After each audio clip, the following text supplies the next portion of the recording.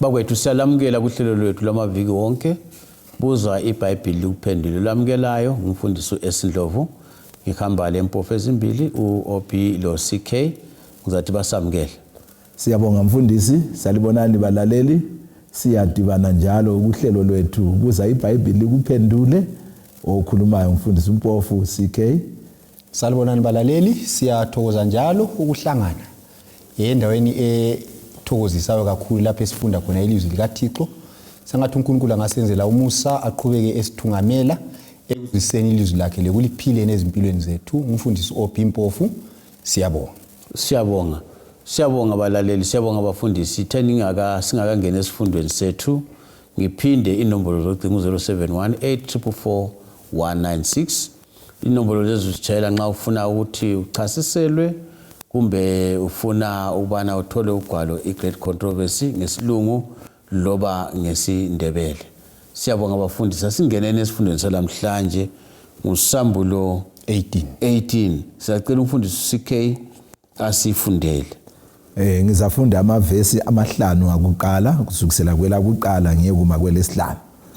USambulo 18 verse 1 ithi ke emva kwalokho ngabona enye ingilosi yehla ezulwini inamandla amakhulu nomhlaba wakhanyiswa ukukhazimula kwayo yamemeza ngezwi enilamandla yathi liwile iBhabhilona elikhulu selibe yindawo yokuhlala amadimoni nendawo yokubopha bonke omoya abangcolileyo nendawo yokubopha zonke izinyoni ezingcolileyo nezizondekayo ngokuba izizwe zonke ziphuzile iwayini lobufebe balo namakhosi omhlaba afebile nalo nabathengisi bomhlaba bacebile ngamandla okuthamasa kwalo.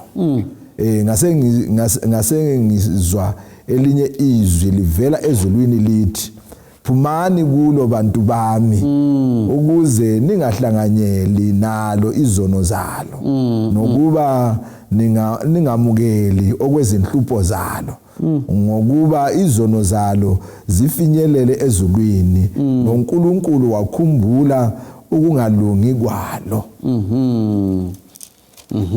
Mfundisi OP nasi indaba yokuwa kweBhabhiloni kukhulunywa ngani lapha ungasincedisa? Siyabonga. So lapha sinanzelela ukuthi uSambulo 18 ingcenye yakuqala le ixhumene kakhulu lo Sambulo 14. Yeah. uSambulo 14 ukhuluma ikakhulu verse 6 usiya ku12 ukhuluma ngodaba lwengilosi ezintathu. So kuSambulo 14 udaba lwengilosi yakuqala lukhuluma ngokukhonza uNkulunkulu kakhulu ngoba isikhathi sokwahlelwa kwakhe sesifikile. Ingilosi yesibili imemezela ukuwa kweBhabhiloni okuyikho futhi okukhulunywa lapha kakhulu. Ingilosi yesithathu isikhuluma ngophawu lwesilo.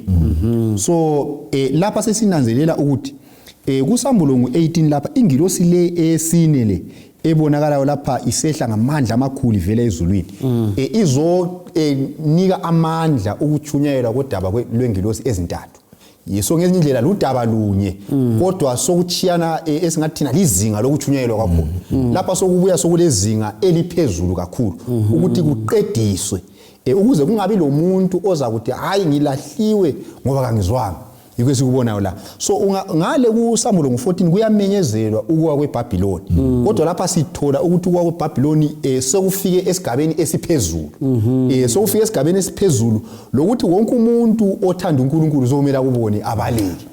Othanda ukubaleka sokumele enze njani? Abaleke. So ngezinye indlela sinanzelela ukuthi uSambulo 18 verse 1 usiya ku5 luxhumene lo Sambulo 14 iverse 6 usiya ku12 lumemezela ukuwa kweBhabhiloni lokuthi abantu bakaNkulunkulu abaqotho basuke enkolweni zamanga ezizwe kade lokho sibindana lazo emavinda aphiliyo la uSathane esebenzisa amakhosi omhlaba yesakuchazisa ukuthi yizo lezo nkolo ezibizwa ukuthi yisystem eBhabhiloni umoya weBhabhiloni umoya wokuhlamukela uNkulunkulu. Yikho esikubonayo lapha. So udaba lwengilosi ekuSambulo 18 luzoqinisa njalo luzokhulisa luzokhweza izinga lokusakazwa kodaba lwengilosi ezintathu kuSambulo 14. Usakazwa kwevangeli kokucina emhlabeni umusa ungakavalwa. Yemfundisi ungakasuka uverse 2 lo 3 lapha angasiphindela umfundisi uMpofu. khonapho ithi yona Yeah. yamemeza ngelizwi elinamandla yathi liwile iBhabhilona elikhulu selibe yindawo yokuhlala amadimoni nendawo yokubopha bonke omoya abangcolileyo nendawo yokubopha zonke izinyoni ezingcolileyo nezizondekayo ngokuba izizwe zonke ziphuzile iwayini lobufebe balo namakhosi omhlaba afebile nalo nabathengisi bomhlaba bacebile ngamandla okuthamasa kwalo. ngifuna mfundisi kakhulu sincedise kakhulu ngamadimoni labo moya ababi lezinyoni zonke ezingcolileyo ezenyanyekayo lami lithi ezenyanyekayo singakafiki unathi sizizwayini leli elolaka loku elihlanganiswe lokufebe bayo lo makhosi omhlaba wonke umuntu usedakiwe lapha kuyini lapha sincedise ngiyazi ukuthi ikhona kuSambulo 14 kodwa siyabo kwenzakala ungabuyela emva futhi indaba le eyokuhlala kwabomoya ababi abangcolileyo ungabuyela kuSambulo 16 ivesi ngu13 lo 14 kuyakhulunywa futhi ngamaxoxo sikuvezwa ukusebenza kwamadimoni sakuchasisa futhi ukuthi ngolimi lwesiHebheru igama vele lokuthi Babylon licho ukusanganiseka so lapho ungananzela indlela okuchasiswa ngakho kulokusanganiseka lapho okukhulu ngenxa ukuthi lapho vele kulomoya kaSathane khona kulesiphithiphithi yikho kukhulunywa lapha ngezinyoni lapha kuvezwa izinyoni ezingcolileyo ziveza imisebenzi yamadimoni ezinsukwini zokugcina lokulesiphithiphithi uSathane azakusenza efuna ukuthi enze njani aduhisa abantu so lapha uSathane amacebo akhe wonke akasebenzisa kusukela kwangena isono uyawaletha la asebenze ngoba uyabe sechayela ifinal angavela khuthe la akusela elinye ithuba futhi azalithola elokuduhisa abantu so yikho akwenzayo lapha yikho kubaliswa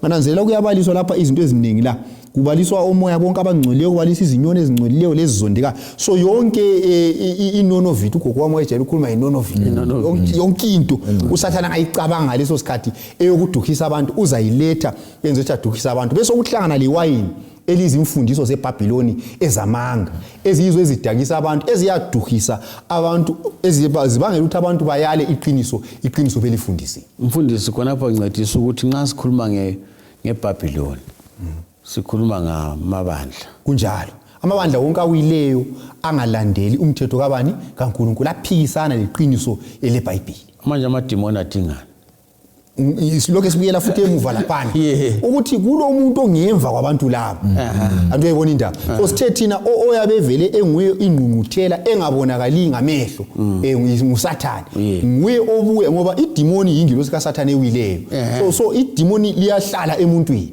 so abantu laba ngoba lapha nxa kukhulunywa ngamadimoni akukhulunywa ukuthi amadimoni la abe sezinyamazaneni ngoba amadimoni alani lezinyamazana amadimoni la asebenza ebantwini aduhisa abantu esenzela ukuthi acontrol abantu ukuthi bangalandeli intando kabani kaNkulunkulu so uSathane amadimoni uyasebenzisa esenzela ukuthi acontrol izingqondo zabantu benze khona lokho yena anjani akufunayo kulokuthi benze intando kaNkulunkulu bayakwazi yini mfundisi ngoba ngathi wena abantu bayakhonza lapha kunjalo bathi bayakhonza kunjalo bayakwazi yini ukuthi iBhabhiloni leli seliwile imfundiso zamanga lezi sesiyindawo yamadimoni bayakwazi yini wena abakhonza bebona bacabanga ukuthi bakhipha amadimoni into le kuthiwa ikuduhisa ukuduhisa ukuthi wena uthi uyenza okunye kathi ayisikho wena uthi uyakwenza khonoko ayisikho uthi uyakwenza so yikho kwenzakala la so ungananzela indaba esikhuluma ngazo lapha iziphithiphithi lezo okukhulunywa ngazo kule abanye abantu abathi bayanika umoya engcwele uthola abantu bewela phansi uthole bonke bona laba abantu abanye badlu kulento eziningi abanye sasizabeka abanye baze bafe kwaba le ndaba edumileyo lapha eKenya lapha kwabantu abafayo ngendaba zozize besithi basevangelini so izinto zonke lezi abantu abaphatheka kuzo baphatheka abanye besithi bayizinto kaNkulunkulu kade baduhisiwe kodwa ayikuduhiswa yikho kule misebenzi yamadimoni ayayiqilibezela abantu bazibone sengathi bayenza into zevangeli kade bona bayenza into zesitha esikaNkulunkulu wothi ngiye kuSike uyithatha khonapho le ekhuluma ngabantu bakaNkulunkulu ababizwayo ungakafiki ufuna ukuthatha khonapho nje khona kuOB ukuthi kukhulunywa ngewayini imfundiso zamanga lezi zile ndonsela abantu ukhona umnyoka wathi ekhuluma wathena ungala iqiniso elilodwa leBhayibheli sokulula ukuthi ukholwa amanga wonke kwakuphela ya suhle wavala kunjalo zenza njani engqondweni zakho indawo kuthiwa khona badakiwe liwayini ngoba umuntu odakiweyo angikhothi ucabanga kuhle kunjalo ya so ke njengoba usitsho umfundisi wami ukulandela imfundiso zamanga ya kucina kusenza ukuthi ube umuntu ongani usudakiwe awuboni ngoba umuntu odakiweyo uyamenzisa loba kuyini ofuna ukumenzisa khona kumbe umuntu omenze uthiwa hypnotizer lokhuyana uyayenza loba kuyini ofuna ukwenza so imfundiso zamanga zilendonsele njalo emuntwini kodwa kanje iBhayibheli siyalibonga lithi lona ke insuku zokungazi uNkulunkulu wenza njani wazibekezelela yeah but ngitsho laba abantu osokuthiwa iBabylon liwile amadimoni asengenile church kunjalo abantu bathi bakhonza uNkulunkulu bathi bakhonza belandela imfundiso zamadimoni bona labo bantu njengoba ke sisitsho ukuthi yikho lisithi sebedakiwe so okungabanceda kuphela ukuthi ilizwi likaNkulunkulu libenze babe kuphele iwayini yamanga le imanga iphele bungaphela khonokho bazalibona iqiniso likaNkulunkulu unquso luthini ke mfundisi lapha siyabonga ke mfundisi wami so uzananzelela ukuthi udaba lwengilozi ezintathu lelo esikhuluma ngalo yilo udaba lwensuku zokugcina uNkulunkulu kodwa ngesilungu ipresent truth uNkulunkulu ulenjongo ukuthi kungani kumele lolu daba lumenyezelwe ngizafunda lapha encwadini kaJohane isahluko ngesika 10 ivesi ngelika 16 uJohane ngu10 ivesi ngelika 16 ithi yona ke nezinye izimvu nginazo ezingesizo ezalesi isibaya nalezo ngimelwe ukuziletha ziyakuzwa izwi lami kube mhlambi munye nomalusi munye injongo kumele kumenyezelwe udaba lwengilosi ezintathu ukuthi banengi njengoba ke sichilo laphana abalandela imfundiso ezingasoze eqiniso kodwa ke ngokumemezela okwenza ingilosi leyi esithola kuSambulungu chapter 18 kuza kwenza ukuthi ekucineni balizwe ilizwi likaNkulunkulu bangalizwa bazaphuma emabandleni lapho ababakhona wona lawana esithenga amadodakazi awepurpose bazaphuma sebezwile ukuthi uNkulunkulu usibizela ukuthi silandele iqinisweni lakhe bangalizwa ke ilizwi baphume babuye utsho njalo lapha uJesu ngomlomo kaJohane ukuthi baza kuba mhlambi munye lomalusi munye umalusi wakhona nguye uJesu so abantu bakhe bonke abantu abangena enkolweni ezehlukeneyo ngabantu bakaNkulunkulu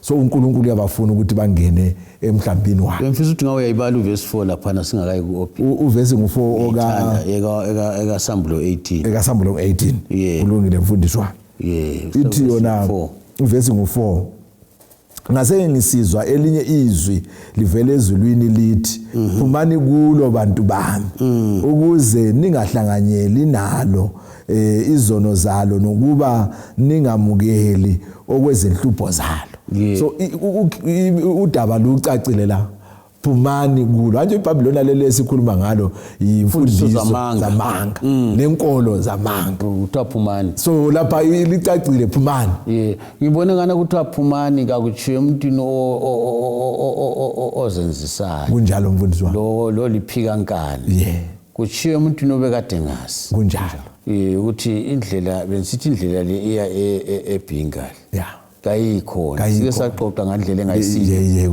umuntu lwana othi yena bengingakwazi bengingakwazi ukuthi isabatha lusuku kaJehova bengingakwazi ukuthi ngiyona kunjalo hayi lo lenkani othi yena usuku lokuqala leviki lo lesikhombisa kuyafanana kunjalo ngambona ukuthi lapha kubizwa laba la kunjalo ubizo lolu ngolomuntu osengozini kasakwazi ukuthi enzeni ongakwaziyo ukuthi enzelela khona lapho ukuthi ivesi efundwe uJesu uthi ngezinye izimvu zami so umuntu lovele ngumuntu oyimvu kabani kaJesu kodwa ngesizathu esaziwa nguNkulunkulu enceka akatholi ithuba lokwenza njani lokwazi iqiniso nxa ithuba selitholile vele uyakwazi ukuthi kathesi sengibizwa ngumalusi wami uyalizwa ilizwi lomalusi so kukhulunywa ngezimvu zikaNkulunkulu kusithi ukuthi uNkulunkulu emabandleni wonke alapha emhlabeni lalo kwamanye amabandla akhona ephikisana loNkulunkulu uNkulunkulu ulabantu abakhona ngale abaqotho abakhonapho ngenxa yokukhanya ababe kuzuzile ngaleso sikhathi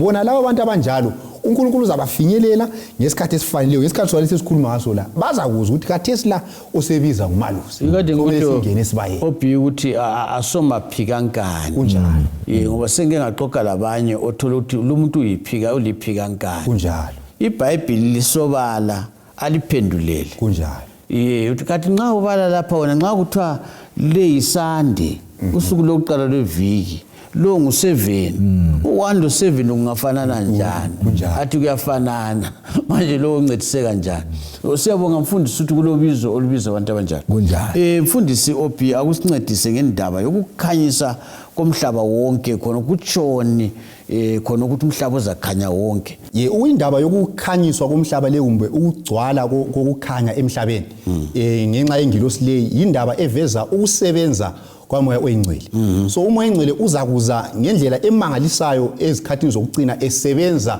umsebenzi wokuthunyayelwa kwevangeli esebutha abantwana bonke bakaNkulunkulu ukuthi bangene esibayeni sakhe umoya oyingcwele nguye ovuthisa izibane kumbe izinti ezikhanyisayo njengalokho esakufunda kusanctuary ukuthi nguye oil yebandla so ukugcwala kokukhanya emhlabeni yikusebenza kwamoya oyingcwele umoya oyingcwele usebenza njani incwadi kaJoel iyasincedisa lapha ngizafunda uverse 23 bese ngisiya la kuverse ngu28 ithi yona ethabani lina beZiyoni lithokoze ngenkosi uNkulunkulu wenu ngoba ilinikile izulu lensewula ukuba ilibusise yalinisela izulu elinengi lensewula lelamuva njengakuqala so lapha nxa ufunda lapha akukhulunywa ngokuna kwezulu leli esilaziyo kukhulunywa ngokusebenza kwaNkulunkulu ethela umoya oyingcwele emhlabeni kuthiwa umoya oyingcwele uthela ngezigaba ezimbili njengezulu kulezulu lakuqala insewula izulu lokumilisa izilimo bese kusiba lezulu elemuva okuthiwa imvula yokucina so lapha sinanzela ukuthi lokuvuthisa izilimo so umoya oyingcwele laye uNkulunkulu nxa emthela emhlabeni umthela ngaleyo ndlela ungafunda ke uJoel chapter 2 verse 28 ithi yona lapha kuza kuthi emva kwalokho ngithele umoya wami phezulu kwabantu bonke amadodana enu lamadodakazi enu aza kuprofeta labadala benu baphuphe amaphupho lensizwa zenu zibone imibono laphezulu kwenceku lencekukazi ngizathela umoya wami ngalezo nsuku ngizaveza izimangaliso phezulu lasemhlabeni so iBhayibheli lapha ikhuluma ngokuthelwa kwamoya oyingcwele nxa uNkulunkulu esithi ngemva kwalezo nsuku kuJoel la ukhuluma ngemva kwezinsuku zokufa kukaJesu so uJesu uthi yena ngemva kokufa kukaJesu kumbe kokuza kukaJesu wokuqala ngizathela umoya wami oyingcwele ngendlela eqhathekileyo ungahamba ke kumsebenzi mu chapter 2 umsebenzi mu chapter 2 iverse ngelika 20 ngelika 17 usiya ku20 intshumayelo kaPetro le uPetro nxa wayesechumayela lapha uthi yena ukhuluma indaba yona le ekaJoel uthi yena kuverse 17 kuza kuthi ezinsukwini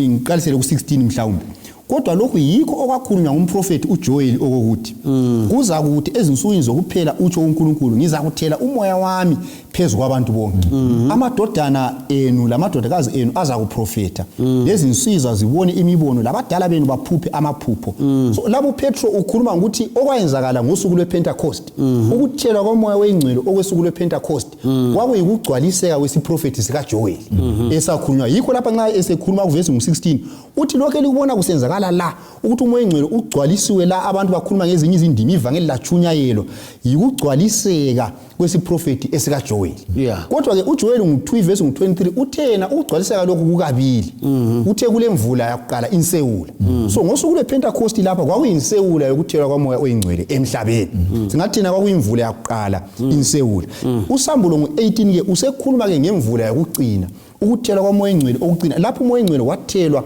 kusungulwa ibandla lesiKristu ngabapostoli umoya engcwele futhi uzakuthela esevuthisa isivuno semphefumulo uJesu ngakanjani engakezi. So uSambulo ngo-18 ukhuluma ngokuthelwa kukamoya engcwele esigabeni sesibili njengemvula yokucina, ukusakazwa kwevangeli lokucina umusa ongakavalwa, ukwenza ukuthi izimvu zikaNkulunkulu ezikhulunywe ngale leziyana ezigcwele indawo yonke zibuthelwe esibayeni sinye, zibe lomalusi munye, zibe lomhlambi munye.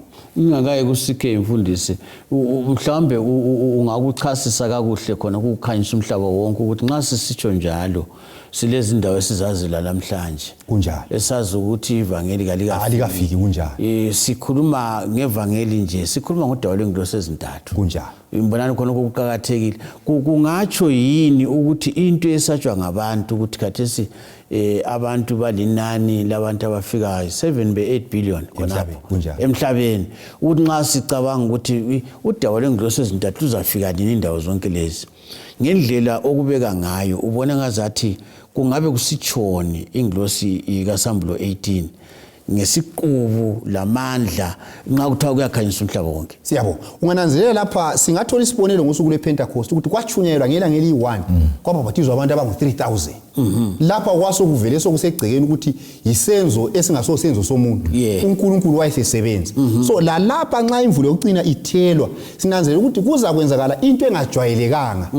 Ivangeli leli lizachunyelwa ngamandla langesiqubu esingakaze sisibone esedlula lesi esePentecost.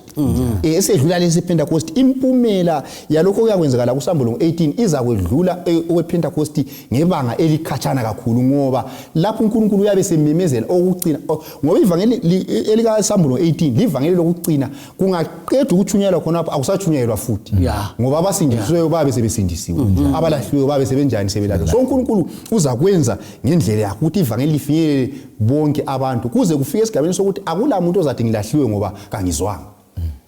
So indaba kaMfundisi uCK ethi phumani kilo bantu bami kunjalo baphuma ngaleso sikhathi yiyo yabimenyezelwa. Nxa usithi mfundisi ukuthi nxa kuyimota nxa ihamba kuthiwa uphondo loluyana yabe sifike ekucineni.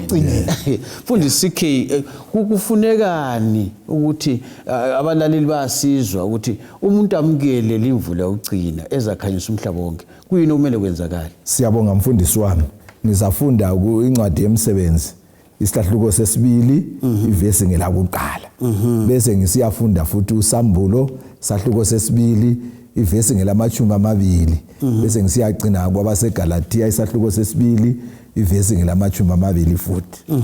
Incwadi yemisebenzi isahluko sesibili ivesi ngelakuqala ithona ke kwathi sokufikile usuku lwePentecost bonke babebuthene ndawonye. Bese sisiya ke encwadini kaSambulo isahluko sesibili ivesi ngelika 20. iBhayibheli lithi lona, kepha nginalokhu ngawe ukuthi uvumela owesifazana uJezebeli ozisho ukuthi ungumprofetikazi afundise aduhise izinceku zami ukuba zifebe zidle okuhlatshelwe izithombe. Bese ngisiya ke ngoba seGalatia ngo-2 ivesi ngelika 20. Kulapho engifuna ukucina khona ningakacasisi. Ithi yona ke ngibethelwe kanye noKristu, akuseyimi ophilayo, kepha uKristu uphila kimi, kodwa ukuphila engikuphilayo kalokhu enyameni ngikuphila ngokukholwa okungukukholwa yindodana kaNkulunkulu engithandayo yazinikela ngenxa yami. So singananzelela lapha incwadi yemisebenzi ithona ke babe ndawonye ngabafundi bakaJesu laba esihlangana labo ngosuku lwePentecost, sebebambene sebemunye. Singakhumbula abafundi bakaJesu babevele bedonselana, unina kaJakobe lo John waze wayacela ukuthi embusweni wakho omunye ngicela ukuthi abe kwesokunene omunye kwesokhohlo, kodwa ke lapha base bebambene kungasekho ozibona engcono. So umumo lo okaSambulo ngo-18 ukuze usehlele ngensuku lezi zokucina kumele kube khona ukubambana.